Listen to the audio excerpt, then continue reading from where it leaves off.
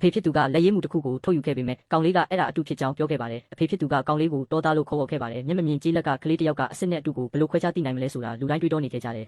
ဘယ်သူမှမသိခဲ့တာကတော့ကောင်လေးဟာတကယ်တော့ကြင်ကြံခြင်းမအောင်မြင်ပြီးနောက်10နှစ်အရွယ်ကလေးတစ်ယောက်ဖြစ်ပြန်လည်မွေးဖွားလာတဲ့ချူမီသားစုရဲ့ခေါင်းဆောင်ကြီးဖြစ်နေတယ်ဆိုတာပါပဲ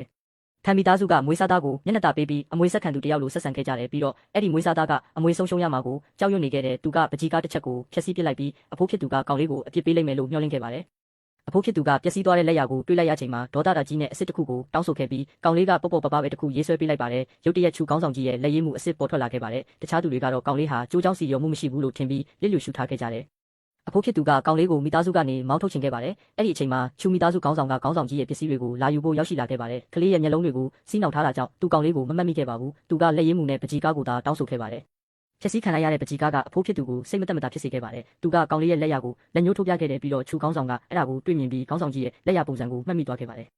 အဖြစ်ပေးခံရမှာကြောက်ရွံ့ပြီးမိသားစုဝင်တွေကဒူးထောက်ကကောင်လေးကလက်ရည်မှုကိုရေးဆွဲခဲ့တာဖြစ်ကြောင်းပြောဆိုပြီးခွင့်လွှတ်ဖို့တောင်းပန်ခဲ့ကြပါတယ်ဒေါသထွက်မဲ့အစားချူခေါင်းဆောင်ကပြုံးလိုက်ပြီးကောင်လေးကိုသူ့ရဲ့သားစားအဖြစ်မွေးစားခြင်းခဲ့ပါတယ်ကောင်လေးကညှင်းဆိုခဲ့ပြီးမလေးမစားပြောဆိုခဲ့တာကြောင့်ချူကောင်းဆောင်ကိုဒေါသထွက်သွားစေခဲ့ပါတယ်။အဲ့ဒီနောက်မွေးစားသားကကောင်လေးကိုမျက်မမြင်ဟန်ဆောင်တယ်လို့ဆွဆွဲခဲ့တယ်။မျက်မမြင်တယောက်ကဒီလောက်လာပါတဲ့လက်ရည်မှုမျိုးမရေးနိုင်ဘူးလို့ပြောဆိုရင်းပေါ့။ကောင်လေးကသူမျက်မမြင်မဟုတ်ကြောင်းဝန်ခံခဲ့ပါတယ်။ချူကောင်းဆောင်ကဒေါသပေါက်ကွဲသွားပြီးကျိုးစီးကိုဖယ်ရှားဖို့နဲ့ကောင်လေးကိုအပြစ်ပေးဖို့အမိန့်ပေးခဲ့တယ်။ပြင်းထန်တဲ့အကျိုးဆက်တွေဖြစ်လာမယ်လို့ချိန်ချောက်ရင်းပေါ့။